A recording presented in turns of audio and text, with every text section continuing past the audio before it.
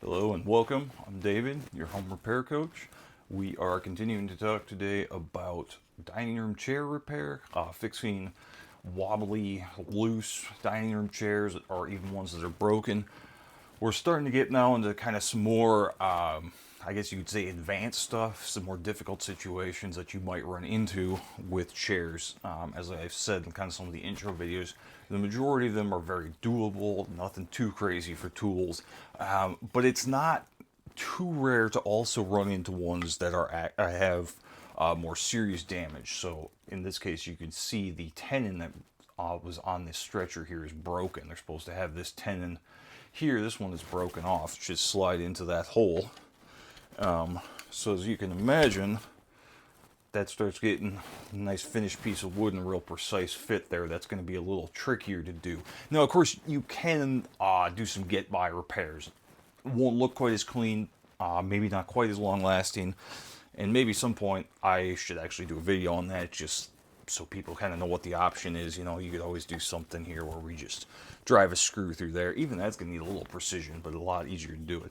But I'm going to kind of walk you through some cleaner, more professional ways of doing this, probably a little sturdier.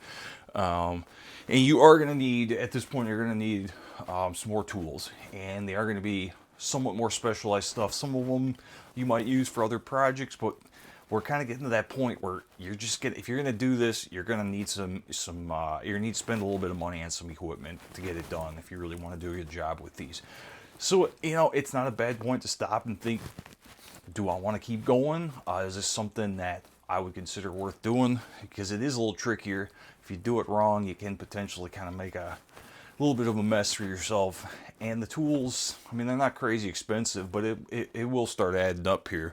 You know, for me, I have the stuff, obviously. I got one set of chairs here that I got from my grandpa before he passed. You get some sentimental value there. It gets kind of a little bit of a different equation. You might have something like that you really feel is worth repairing, or you just enjoy the work, you enjoy the challenge. But I'm going to start here by kind of walking you through some of the tools that we're going to need. And certainly by no means a comprehensive list. There's going to be a huge variety of chairs. There's different approaches that people are going to have for how to do this. Some things that I've learned trying to kind of tailor it a little bit to somebody who has a little less experience, doesn't have as much equipment, but still, you're gonna need to get some equipment to do this well.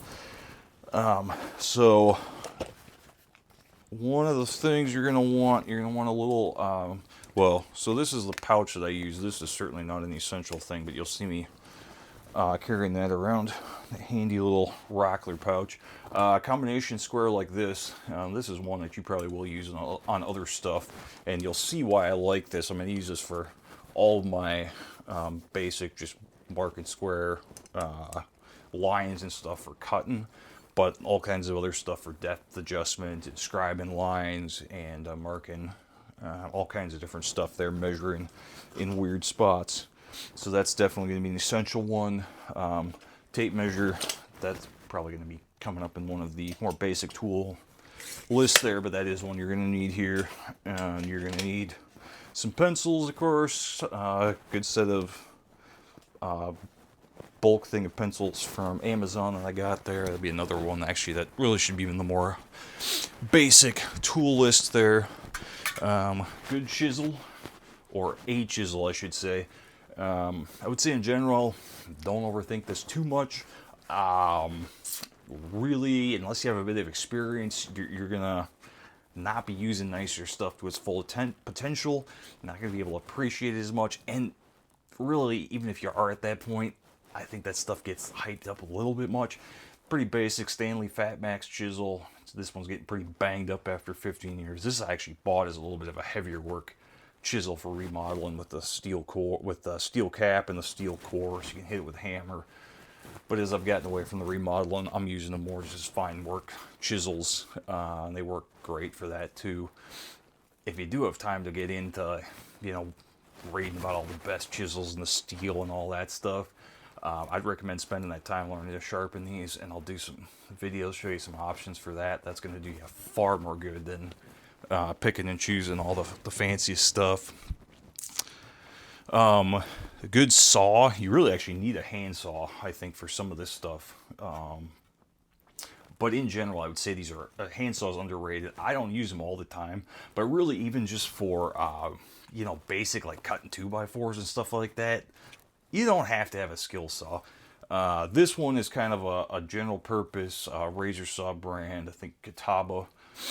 So not quite as well suited for heavier stock, but even with something like this, I bet I could slice up a couple 2x4s pretty quick.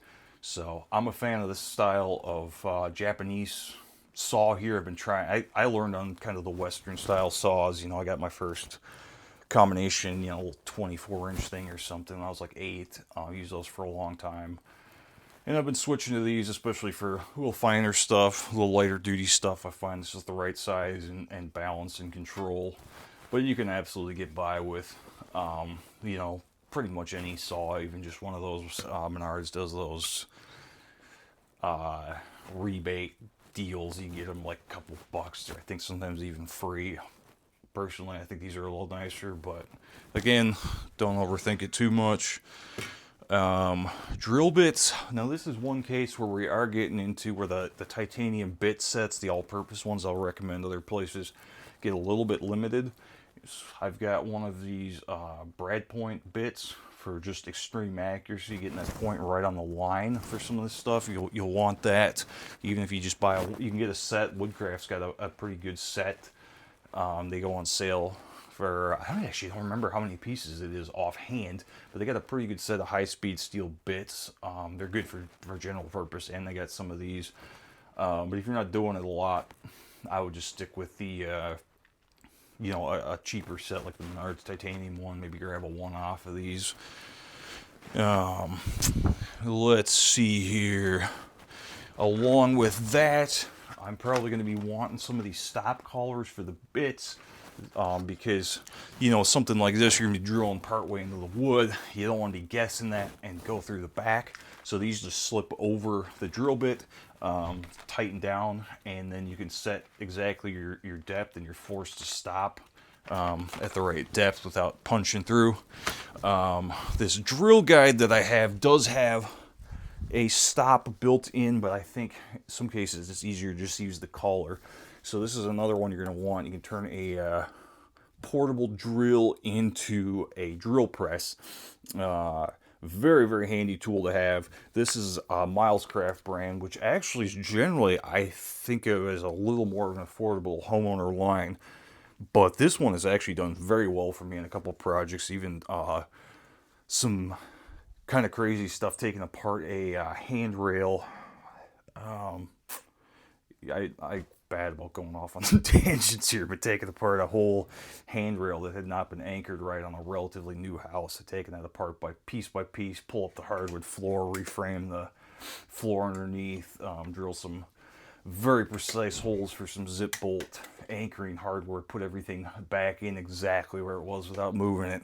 So we know this is actually pretty accurate. And actually, I realized not every one of these has angle adjustments, and you will absolutely need the angle adjustment for some of these chairs here. On that note, where did I put my bevel gauge? Well, I thought I had all my stuff together for this video. I will... here we go. So a handy little bevel gauge. This is essential for this, but a very useful tool in general, because you'll see that a lot of these are not... a lot of these have different angles and stuff. They're not always square, and keeping track of those angles can be very tricky. But this tool here, we can just lay it on here to get whatever angle you want, lock it in, take it over to the drill press. This is pretty basic Stanley one. This is getting a little banged up after 10 or 15 years, but you'll definitely want one of those. With the drilling and the angle, I've been trying to do more of the bits with the impact driver for general purpose stuff, be carrying stuff, but I'm probably going to want to switch over to an actual dedicated drill. This M12 is a beast. I don't know how this thing is still going after some of the stuff I've put it through. So we'll be using that. Relatively small holes, we're not drilling anything through, so I think the cordless will be good. Sometimes I will switch to a corded, actually, certain applications just for the speed. Not even the power, but the speed will cut cleaner holes, but I think in this case we'll be alright with that. I will have a strap clamp because I think I'm going to need that for one of these chairs with the round legs for securing it while we're drilling it. Actually, I have a lot of times with chairs I'm not using these for assembly, but a good Bessie strap clamp like this I think is going to come in handy. So you'll probably see me pulling that out. And then there will be some just kind of shop made guides and jigs. I'll get into that as well, like for drilling the end of some of these round chair legs. They're so small that like the drill press won't actually sit on there without some help. So I'll just use a couple pieces of just basic wood screwed together. So you'll see some of that as well. And then of course all the tools I talked about before, clamps, hammer, trigger clamp, paper towels, orange towels, all that good stuff. Light might be a little more critical. Hopefully you got your headlamp from the basic tool list there. You might see me using this M12 light again. I wouldn't say that's critical, but it can be helpful. I mean, you can use a phone light in a pinch to kind of see your lines. Mostly what I'm thinking of for the light is just seeing some of those fine pencil lines and really lining the point of the drill up on that. Again, that's not necessarily going to cover everything, but those are going to be a few of the items I know we're definitely be running into on these next couple chairs. So I want to do a separate section to kind of introduce you on some of that, so you kind of can get prepped ahead of time, and we don't have to vary off too much once we actually start building. We can focus on the repair, the build itself. So hopefully that gives you guys a good start. If this was helpful for you, please like and subscribe. I'm David, your home repair coach, and we will see you on the next section of this chair repair series.